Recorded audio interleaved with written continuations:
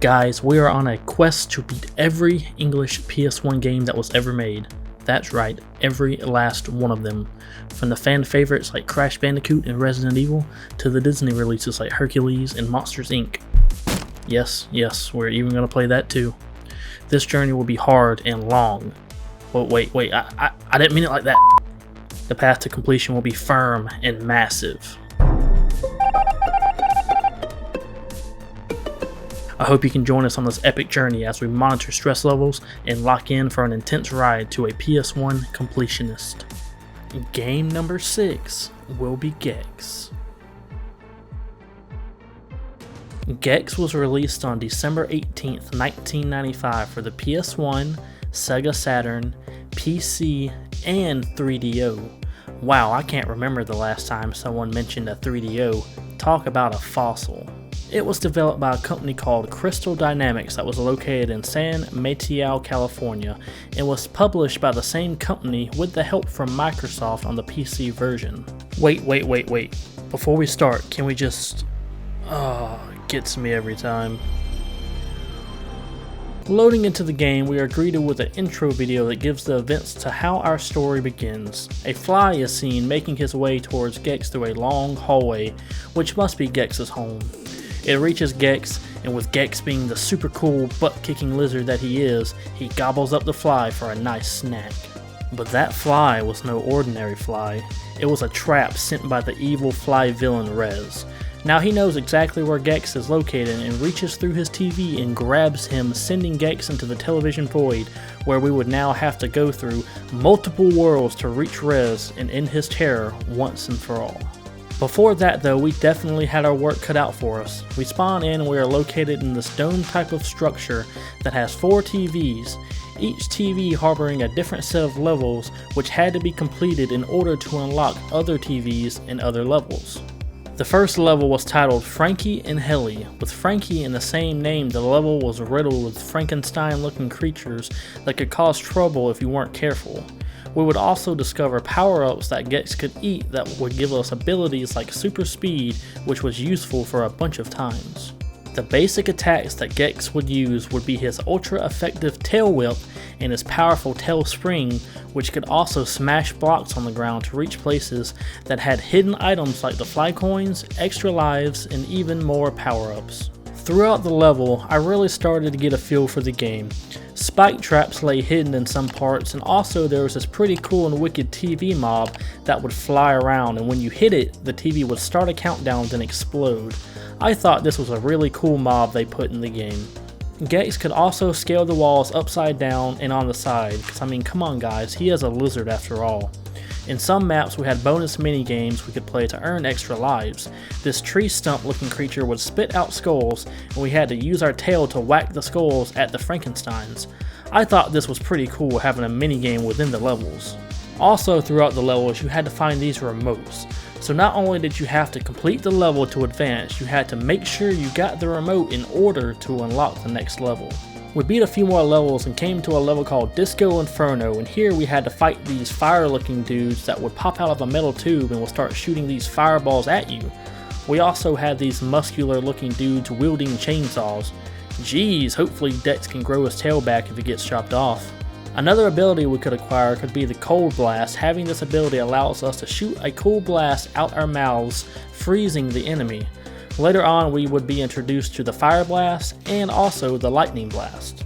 When you get the ability that appears to have a tornado around you, this acts kind of like the Mario Star. Everything you touch or come in contact with gets destroyed, and this is one of the most useful abilities. We find the remote and finish the level, and now we will come across our first boss fight of the day being called Spin and Puke. I don't know about you guys, but that doesn't necessarily sound like an appetizing name.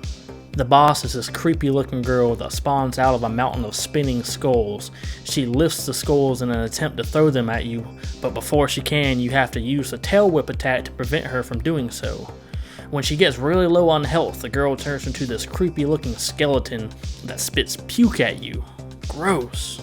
We eventually avoided all the puke and sent the girl skeleton back to her shallow grave. We collected the remote to unlock the next TV called New Toonland. Toonland had a pretty cool set of levels, and one of them was called Rocket. And here we had to ride a bunch of rockets so we could avoid a bunch of obstacles. But we had to make sure we jumped off quickly though, because when the rocket hit a wall, it would explode.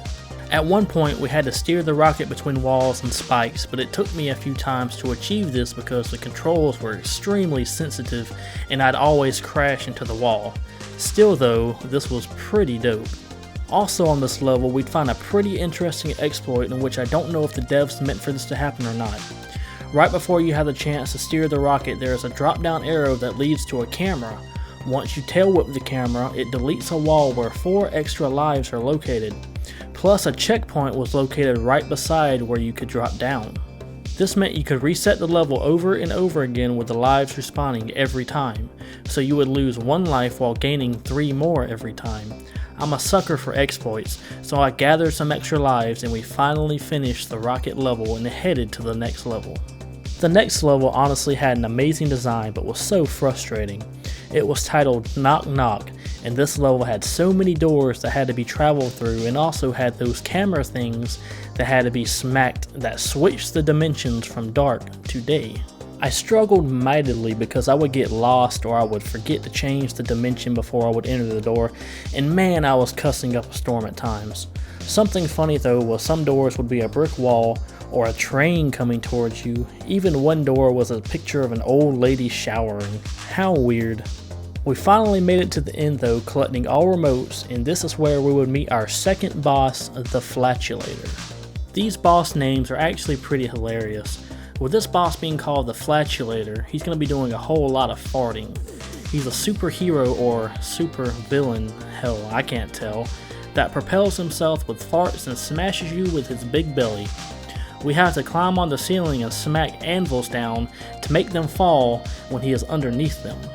We toppled the Flatulator with the anvils and put his gas to rest, and we would move on to our next set of levels, being Jungle Isle.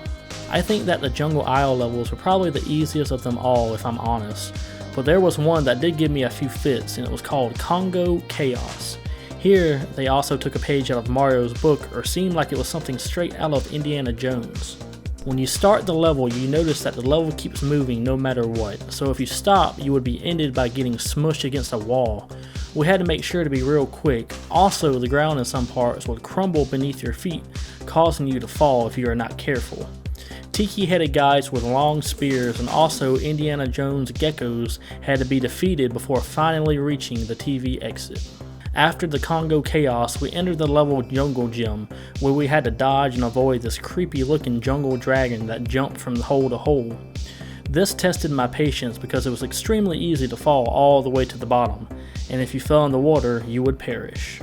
After a few ragey attempts, we scaled the scaled dragon and made our way to the top. We then unlocked Kung Fu-ville, where in the first level we had to make our way through an ancient Chinatown looking structure where sumo wrestlers and samurais would reside. The samurais would shoot lightning bolts at you, and the sumo wrestlers when hit would fall down and we could bounce on their bellies, which was freaking hilarious. TNT was placed in the most terrible spots as well, leading to loads of damage being taken. After jumping into the water tunnel, we made our way to the exit and completed the final 2 levels. After that, our next boss fight would be against the Toxic Turtle. This turtle was a giant robotic turtle that had jet pulsated legs that acted as engines so he could fly around. He would drop bombs trying to land them on top of us, and also shoots these bolts out of his mouth that we have to avoid. After jumping from wall to wall, we finally defeat the robotic Toxic Turtle and inch closer and closer to Rev inside his lair. The dome type of structure opened and showed us a door which led to the lair called Rhizopolis. Once inside, we would have to complete 3 more levels before we could confront Rez. The first level, being called Rez Night Fever, was fairly simple and easy to defeat. We had to conquer some knights with long javelins, kinda like the Tiki dude from earlier. We also had to dodge these TVs that had a blue light that shot out these blue orbs that were kind of tricky at times. Also, I had to go AFK for a bit here, and a cool Easter egg would take place after a while. Little green gecko footprints would fill the entire screen. I love it when devs do little things like this. The next level had me in a large amount of pain. Guys, I don't know why, but this level literally put me in a chokehold and would not let go for anything. It was called On the Move, and by the end of it I wanted to move on from this level. The terrible part about it was literally like the last 15% of the level, so I'm gonna give a quick play-by-play. You started by spawning at the checkpoint at a belt conveyor and had to avoid these weird gray goo balls that came up from the water. We had to go from wall to wall and then had to use our tail attack to bounce from the goo balls to more walls. Timing was extremely key here and had to do this multiple times over. More balls had to be avoided when we get to the super fast ceiling belt conveyor, and if we pass all of this we have to grab a TV remote that was needed for Rez's main lair, and it was guarded by a TV that did damage to you, I would say probably 75% of the time. We continue on bouncing from ball to ball and even a TV where we reach another belt conveyor. Here was a strip of balls that literally could not be avoided because the belt slowed your speed. Well, that's 2 health points out of 3 gone. If you make it this far, you have to jump down to a fast moving belt conveyor that pushes you into spikes, and then have to tailspin onto one final goo ball to reach the exit. Man, I died many times over and pretty sure this took me 2 hours to complete. I'm not sure if I'm just terrible or if the devs wanted to make us miserable here. Finally reaching the TV, we beat the last level and headed to Rez's lair for the final confrontation. It shows Rez in front of his computers and also shows the same fly from the beginning of the story, in which will become the key to defeating Rez. We have to dodge Rez's attacks while jumping on these blocks that would count down before exploding. Reaching the wall, we smash the floating rock and eat the fly that would be used to spit at Rez, causing him to get weaker and weaker over time. We had to dodge lightning and lasers before hitting Rez one final time and ending his horrible reign of terror. A scene occurs showing Gex fading to static and traveling back to his home through the same TV that Rez took him through. Now Gex can watch his TV shows in peace, and now let's get to the ratings. Enjoyment. Now, I never played Gex, but I played Gex Enter the Gecko and I had no idea that this one was 2D. But if I can be honest, I kinda like it. The pace of the game was honestly perfect, and subtle Easter eggs and funny jabs put in the game brought my mood up in a good way. I always seem to enjoy this game, minus the last level, so enjoyment gets a B+. Map design. The map designs for a 2D game were really good. Every level was unique in every way, and the difficulty of the maps got more difficult at a good speed and wasn't really that random. It seemed like the levels were hard when it mattered, like before the bosses and stuff like that, and were more simple in the beginning. So I'll give map design a A-. Game mechanics. The game mechanics were pretty good. I noticed sometimes though that when trying to latch on walls it became sort of clunky and you wouldn't attach. Also, the enemies with the spears and the swords sometimes would do damage even when you hit them first. Oh, and don't forget about the exploit where you can get an infinite amount of lives. I'll give the mechanics a B-. Overall, this game gets a B+ grade and a 90 out of 100 on the game meter, with some of the mechanics being the blunt of the cons. Well, that's all for this one. Don't forget to like and subscribe and ring that bell. Also, join the Discord located in the description. Like always guys, stay classy with the classics.